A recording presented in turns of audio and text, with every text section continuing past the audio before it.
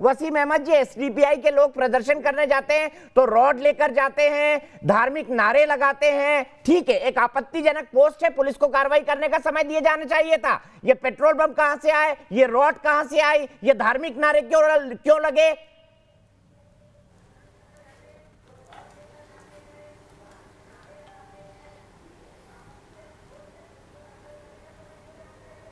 वसीम जी बताएं।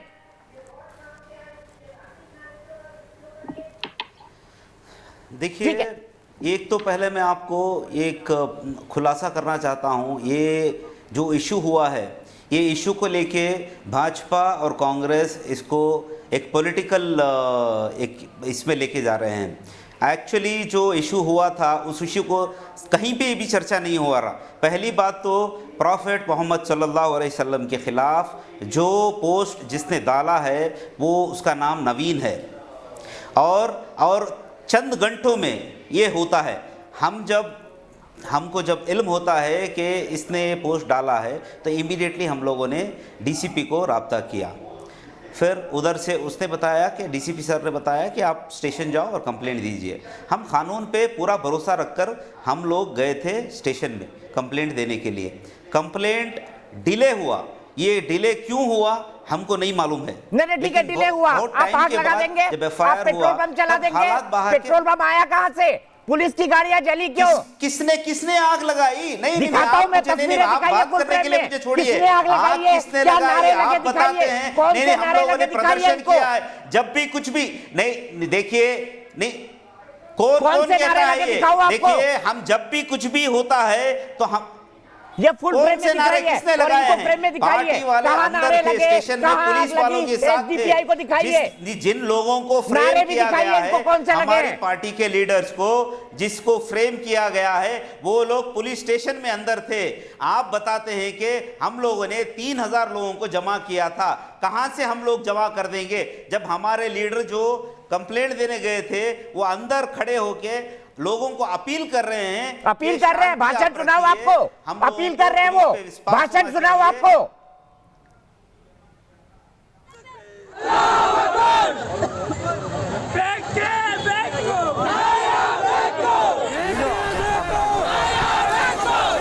सीना करकने, सीना के भांजे करकने पूरा जो भी लीगल एक्शन है हायर अथॉरिटीज तक जाकर है।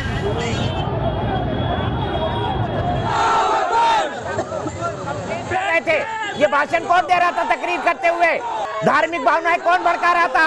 अगर गलत कुछ हुआ था तो कानून पर भरोसा रखना था, आप क्या आग लगा देते, शहर को बंधक बना देते? बताइए क्यों नारे लग रहे थे, नाराए तकबीर क्यों नहीं? हमने आग लगाई नहीं है, ये बात आप वापस लीजिए। ये आप हमारे ऊपर आरोप लगा रहे हैं। अरे भाई तस्वीरें झूठ नहीं है वसीम अहमद साहब, तस्वीरों में सब कुछ है, सब कुछ है तस्वीरों में। We are the scapegoat in the politics. इन लोगों को डाइवर्ट करना है, लोगों को, यही है इनका मुद्दा। यही मुद्दे पे लेकर ये लोग काम कर रहे हैं। मुद्दा कुछ और रहता है। अरे वहां पे आग लगाई वो बीजेपी आरएसएस वाले थे, कांग्रेस के नेता थे। आपने तो कांग्रेस के एक दलित नेता का घर जला दिया। नहीं, आप जय भीम की बातें करते हैं। लोगों को हमने जमा किया है तो इंटेलिजेंस क्या कर रही थी? इंटेलिजेंस के पास रिपोर्ट नहीं थी क्या? आप बताइए हमें।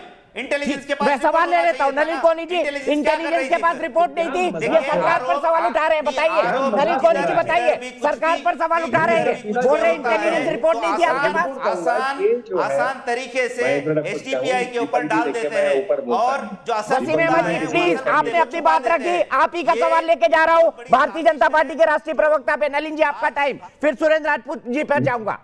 बिल्कुल स्पष्ट रूप से कहूंगा, ये जो है ऐसी संस्थाएं हो गई हैं जिनका एक मकसद है कि भारत के सेक्युलर फैब्रिक को खत्म कर दे, यहाँ पर धर्म के नाम पर हिंसा लाए। और ये गजवाए हिंद की बात हम सुनते थे, RSN सिंह साहब बैठे हुए हैं आपके, ये एक रॉ के फॉर्मर एजेंट रह चुके हैं और एक विशेषज्ञ हैं। इनसे पूछिए, ये बता पाएंगे आपको PFI, SDPI और ये सारी संस्थाएं इनके कहां तक तार जाते हैं। मैं आपको बिल्कुल स्पष्ट रूप से कहना चाहता हूं, यहाँ इस देश में संविधान पे चलने वाली लोकतांत्रिक प्रक्रिया को भंग करके धर्म के आधार पे हिंसा करने वाली बात जो अन्य देशों में हम देखते थे, यहाँ इंपोर्ट किया जा रहा है। और ये संस्थाएं जो हैं, जो वीडियो दिखा रही हैं, वो इसको स्पष्ट करता है।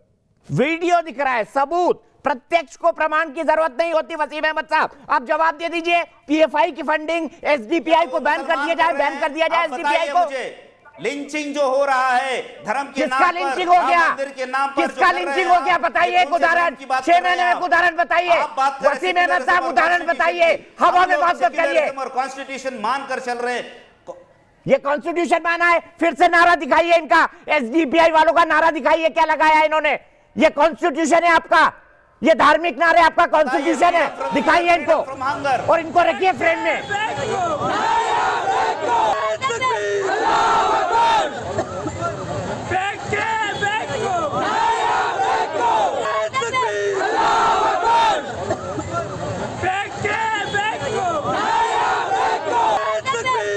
ये क्या संविधान के नारे लगा रहे थे या बाबा साहब अम्बेडकर के? क्या लगा रहे थे ये? बताइए, जवाब दीजिए। अवाम इंसाफ मांग रही है, इंसाफ मांग रही है। क्या नारे लग रहे थे बताइए ना, क्या नारे लग रहे थे? क्या नारे लग रहे थे? हाँ, इंसाफ मांग रही है अवाम। हमें क्या नारे लग रहे थे बताइए ना, फिर से सुनाइए इनको, इंसाफ मांग रही है, फिर से सुनाइए। नाराए तकबीर, नारा वही है।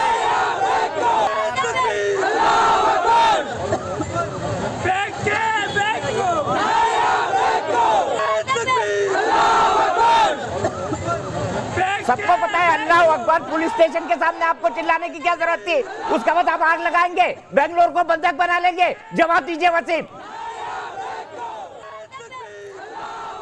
आप अवाम और हमें मत जुड़ाइए। आप अवाम को संभालने का काम पुलिस वालों का था, हमारा काम नहीं है। आप धार्मिक नारे लगवाएंगे वहां पे, नाराए तकबीर, अल्लाह अकबर, ये काम है एसडीपीआई का। फ्रेम किया गया है ये। हाँ सर, ये फुटेज है आपकी, आपके नेता भाषण दे रहे हैं। मोहम्मद पाशा का भाषण निकालकर सुनवाइए इनको, मोहम्मद पाशा का भाषण निकालकर सुनवाइए इनको। सुन लीजिए क्या कहा उन्होंने, सुनेंगे आप? सुनाइए। सुनाता हूं मैं, सुनाता हूं। सुनिए। बिहार से देखने मिलते थे, मगर आज के माहौल में डीजे हल्दी, बेंगलुरु नॉर्थ के जैसा एक इलाका जो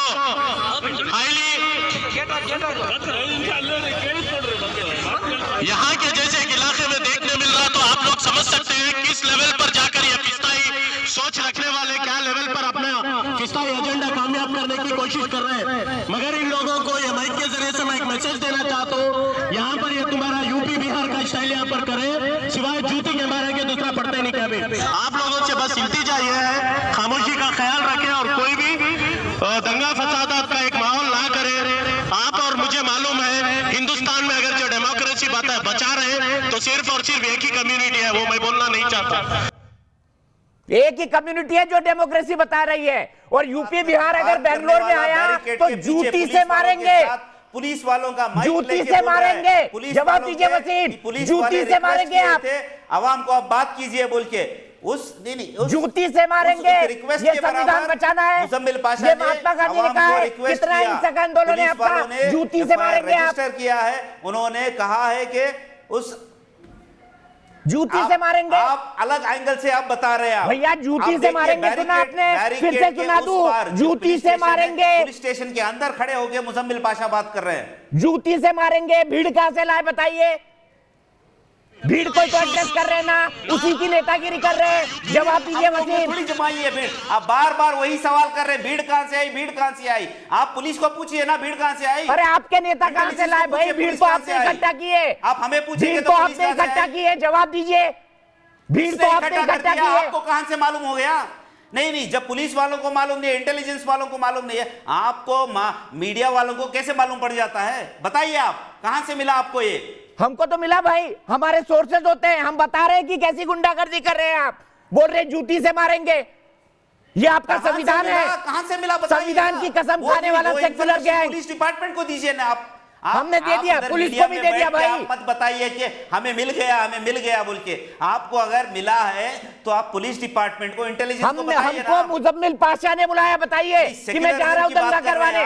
आप पहले ये आपकी ड्यूटी कीजिए। आप इधर बैठ के आप जितनी आग लगा रहे हैं लोगों में आग लगा रहे हैं। अच्छा, आपने नहीं लगाई, आग मैंने लगा दी स्टूडियो में बैठकर। आप वहां जो वाहन चला रहे थे, एक दलित एमएलए के घर को सुलझा रहे थे, वो आपको समझ नहीं पड़ा। कोई बुढ़ा होता वहां पर मर जाता अंदर। कौन जवाब देता? भाजपा का जनरल सेक्रेटरी नहीं, भाजपा का जनरल सेक्रेटरी बताता है 3000 लोगों को जमा करने के लिए 8 दिन का समय चाहिए, यही बात बताया। भैया फ्लैश मॉब कैसे जमा होती है सीरिया में, बगदाद में, लेबनान में, मैंने खुद देखा है अपनी आंखों से। वसीम अहमद, मुझे मत समझाइए, वहां मुसलमान ही मुसलमान को मारते, मुंह मत खुलवाइए आप।